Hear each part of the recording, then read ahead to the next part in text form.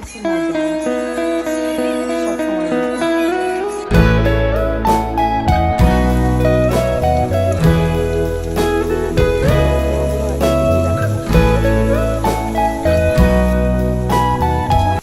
গুঁড়া দিলা, বড় এলাচ।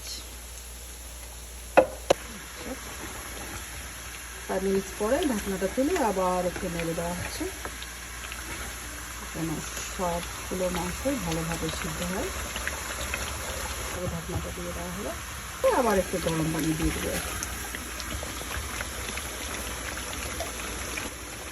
গরম পানি দিয়ে দেওয়া হচ্ছে। ঠিক আছে, দেখি এখন কি অবস্থা। প্রায় 45 মিনিটস ধরে এটা কুক হচ্ছে। 15 মিনিট প্রিপারেশন হলো, আর 30 মিনিট সিদ্ধ হচ্ছে।